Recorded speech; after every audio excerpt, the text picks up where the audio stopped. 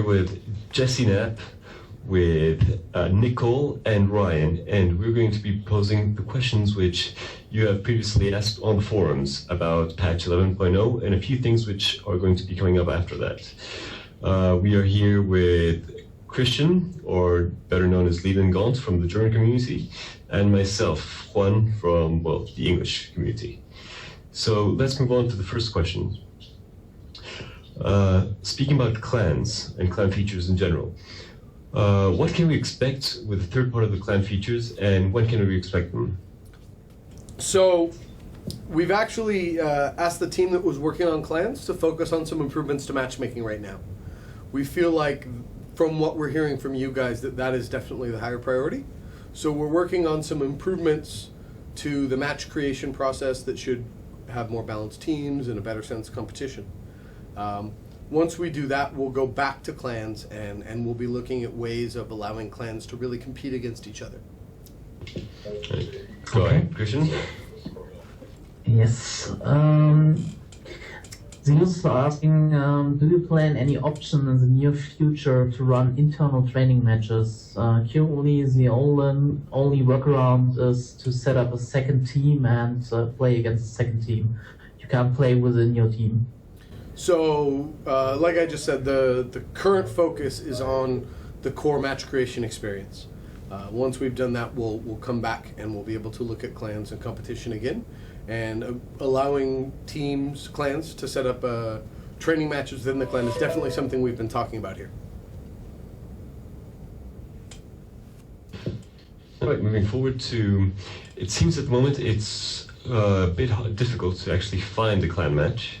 Are we supposed to be expecting a search for clan option in the future? So the difficulty of finding a clan match is something that we're very much aware of. It's one of the biggest blockers right now to fostering clan matches. So when we come back and look at clans and fostering competition between them, we'll be looking at ways of making it easier to find that match.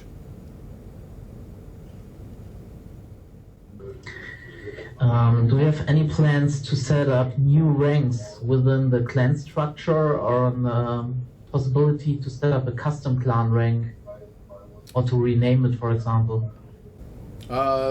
Certainly when we come back to look at clans, one of the things we have been speaking about for a while now is the rank system and its current limitations. Whether that's adding a fourth rank or custom ranks, and exactly when it will come, I'm not sure right now. But it is something we're very much aware of. Okay, moving on to just the open beta in general. There are quite a few players in general just asking, is this going to be a monthly, or is there going to be a monthly fee after it goes into, it gets out of open beta? No, Ghost Recon Online is and always will be free to play. Okay, I think that's a good message for the community. Closed beta testers got rewarded for the participation. Do you plan something similar after the open beta? It's certainly not outside the realms of possibility, but right now the team is really focused on the things that we feel we still need to address within the beta period. Things like matchmaking. Once we're a bit happier with where the game is, we'll have the energy and the time to focus on other areas, such as whether we should have special rewards for open beta participants. Okay. The other thing is we are seeing a few limitations whereas it comes to our lists. I'm just going to combine two questions into one, but it seems that we have a limitation of only 200 friends for our list, as well as a limitation of only 50 players available for each clan.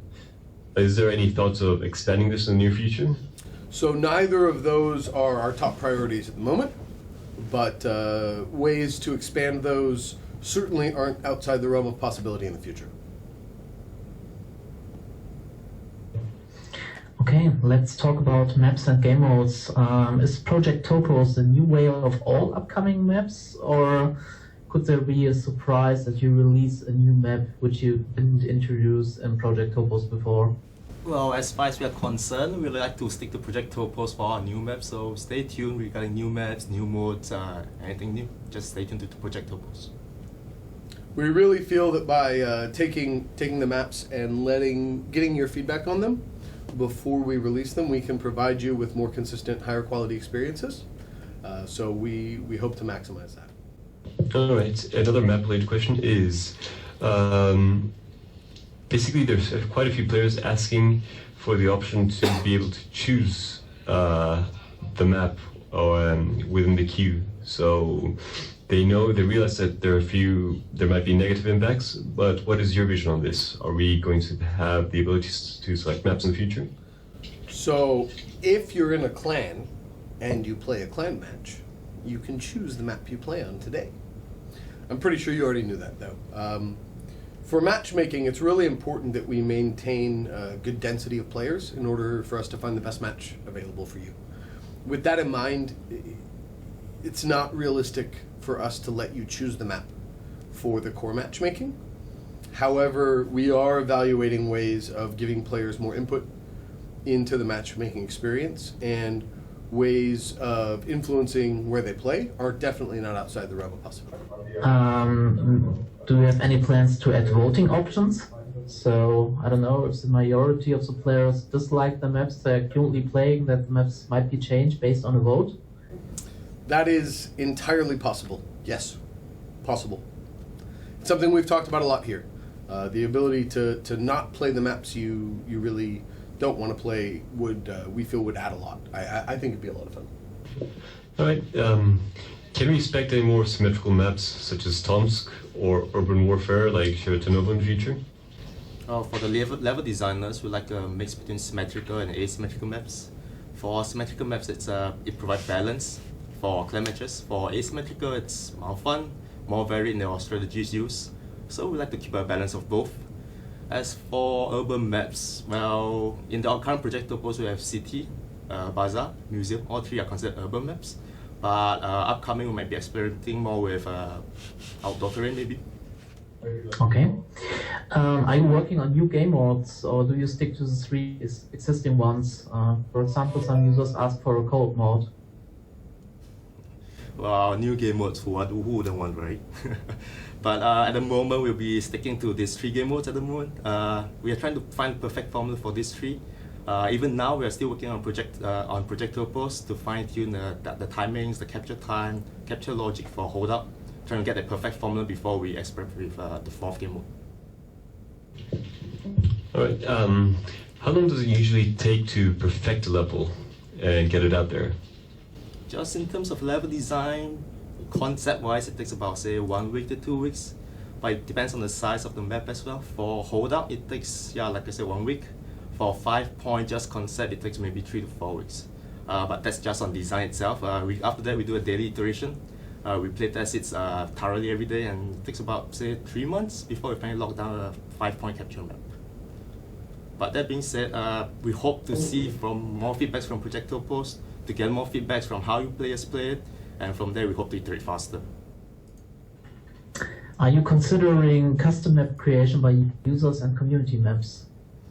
Well, if we do custom maps, you probably take a lot of technical resource to support it. Like what Jesse said, we have bigger fish to fry at the moment, like lags, AMM and stuff. So right now the technical support will be focused on addressing those problems rather than create tools for the users to create new maps.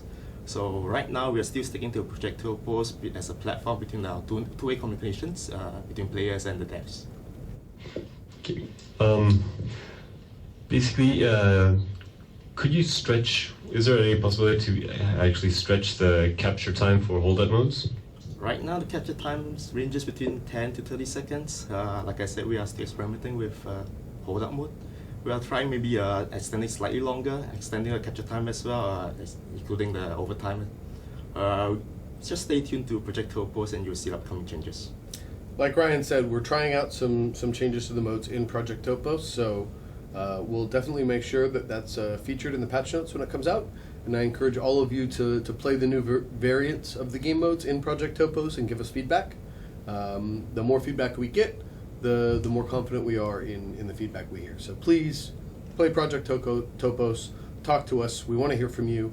This is a place where you can be part of development with us in fine-tuning and improving the game. Do we have any plans to implement a deconstruction system or feature in the near or far future, or maybe just breakable glass? Well, in terms of GRO, we don't believe like destructible carvers is a core to our gameplay. Say if you destroy carvers, you just potentially can make the whole map unbalanced, like say a whole stretch of 20 meters without carver.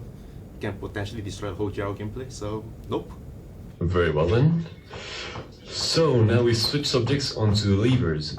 Apparently there are many players who are discontent with the fact that, I don't know, their team is unbalanced or that they do not like the map or anything, so they actually leave the match.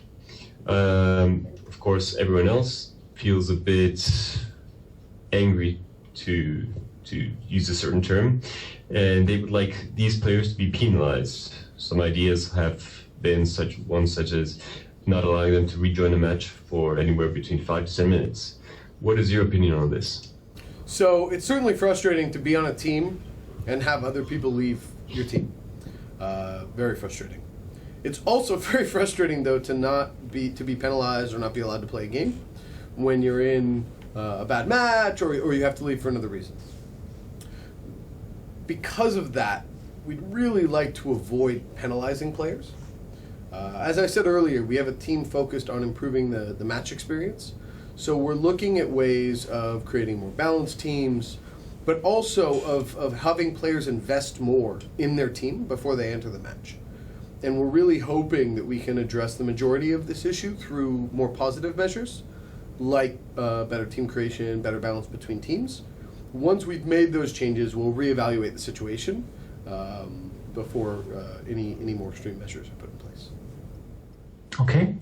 A lot of players quit the third round in the holdout mode if they lost the first 2 rounds. Did you expect this when you planned the game mode? Well, we are currently aware of this problem right now. When we designed holdout as a 3-round match, it's more like so that we don't want to force players to cut the match in like 10 minutes or something. We want to maintain the match time between about 15 to 20 minutes. So we chose 3, and internally during playtests, we find that during the 3rd round, even though they lost the first 2, it provides a good incentive for them to push and try not to lose the 3rd round to give an all-out win to the opponent. So internally it worked well for us, but we are aware of the problems. That being said,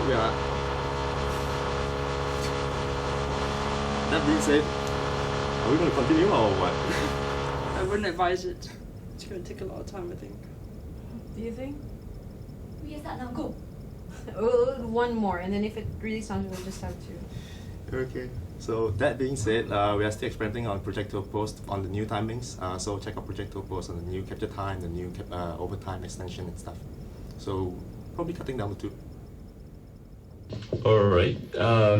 Switching on right now to gameplay. Seems during the rounds you have approximately 20 seconds until the next round starts. Why is the inventory screen, basically the I key, not available during this time? This is something that bothers us as well. It's an unfortunate consequence.